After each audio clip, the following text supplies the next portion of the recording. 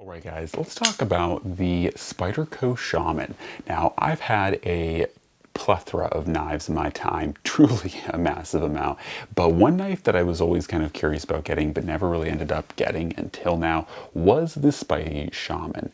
Now, I don't really know why I waited so long. I think the primary reason why was the price, and Shamans, as far as the kind of Spyderco compression lock, lineup of knives that Spyderco makes, it does tend to run on the more expensive side. I think this base, S30V Black G10 Shaman tends to be right around like 220, and you can get a really well kitted out paramilitary 2. For reference, this is a military 2, but a paramilitary 2 for well under that. I think the S45VN version typically runs like around 160 to 170. So, for a considerable less amount of money, you can get, a well statted out, built up paramilitary 2, or you can get a more fancy paramilitary 2 for the same price as a reasonably basic Shaman.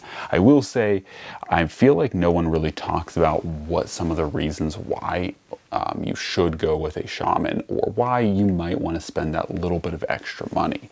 Now, to be fair, I think a lot of the extra money that you're spending, or rather the cost that you're having to pay for, really comes from the fact that this knife has a lot more energy, I would say, put into the design. And what I mean by this is, when you look at like a lot of the other compression lock design Spydercos, you'll notice they are a peel ply G10, and they're pretty blocky, they're pretty bricky, especially like from this angle. You guys can see very well that this is the edges are chamfered and rounded, so you're not going to like cut yourself or anything, but it is a pretty bricky design. Whereas holding the Shaman up in comparison, you can see that this is very thoroughly rounded. Like, this is rounded almost about a half to quarter inch up into the handle. And what this leads when you're actually holding this knife is it's a significantly more comfortable knife to hold for prolonged periods of time, to cut with, and to actually use as a knife. And I think this is where at least part of the cost comes from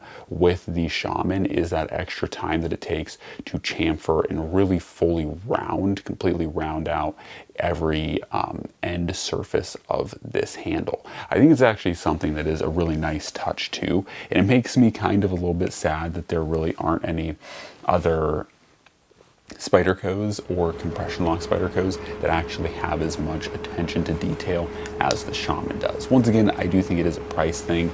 They're able to keep the other, paramilitary 2 and para 3 military 2s, more affordable, because they don't have to do that. In addition to, the blade stock is noticeably thicker on the Shaman as opposed to the paramilitary, or I guess military family, which is the primary lineup of what you're going to be encountering with compression locked Spydercos. There is, of course, things like the Yohimbo or Yojimbo, but for the most part, that's more of kind of like a fighting knife, if you will. But as far as like the daily carry knives, that is another noticeable difference with the Shaman. Other things that I think are very cool is, once again, the attention to detail. They added some texturing or jimping on the actual compression lock to help give you that little bit of extra, texture when you're trying to disengage the lock. And it has a pretty darn big Spidey hole. Now, I think it is about the same size as the military is, but it is still a pretty chunky, pretty big hole, and it should be pretty easy to use. So aside from that, there aren't really too many more differences. The other thing, and I think that this is because the Shaman is designed to be a little bit more heavy duty, a little bit larger, or at least thicker, not so much longer, but just kind of a more built up blade.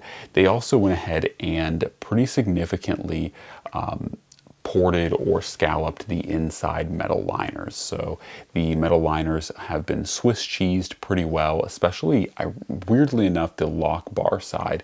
It has more material material removed than the non-lock bar side, but they've really gone ahead and tried to reduce as much weight out of this knife. Now, that being said, it still definitely feels, I would say, roughly as substantial as a full-on Military 2, which is a bigger blade, but it definitely does feel substantial in hand. But personally, I kind of like that, and once again, that's why I wanted to get the Shaman, was because it is a tougher, more, you know, beefed up, essentially compression lock knife. And for me, I feel like that is really important because the compression lock has always been touted, and from my own personal testing, the compression lock has always been a very tough lock. It's a very strong lock, and so having that ability to have a blade stock that is a little bit more abuse friendly, so that you can use harder, is a big win to me. I think that that's, you know, kind of the reason why, you know, you step up to a stronger lock. You know, why step up to a stronger lock if you still have this really weak, pencil thin, you know, blade that you're going to snap off if you try to use in any significant portion of hard use. So in my opinion, I do love the Military and the Military 2, and of course the Paramilitary 2, but for me it's kind of always been one of those things that it's like, you know, they try to make it very tough and very robust, but then also give this knife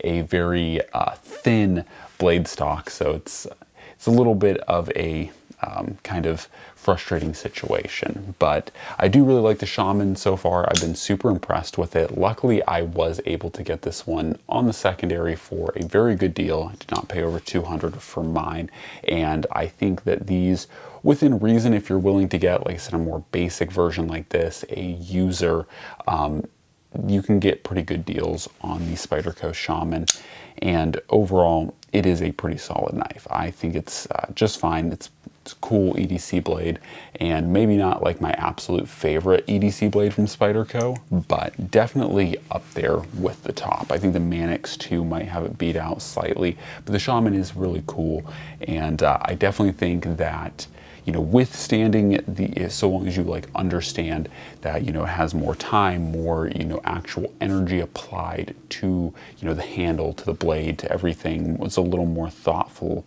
or thought out. I think that this is an excellent choice over something like a Military 2 or Paramilitary 2, just because I feel like that's the way that pretty much everyone goes. You know, when you think about a Spyderco, even the non-compression lock Spydercos, when you think about a Spyderco, most people just go straight to the PM2 or the Para 3, or of course now the Military 2. And I feel like, honestly, there are some really awesome options out there that are not that. So anyways, guys, hopefully enjoyed kind of my brief synopsis of the Shaman. It is a pretty cool blade. It works well. It works like a Spyderco, so there's not too much to say on the use side, but it is a little bit more tanky and a little bit more substantial. And I think personally, I really like the, you know, just more attention to detail. Things rounded out. It's very smooth in hand.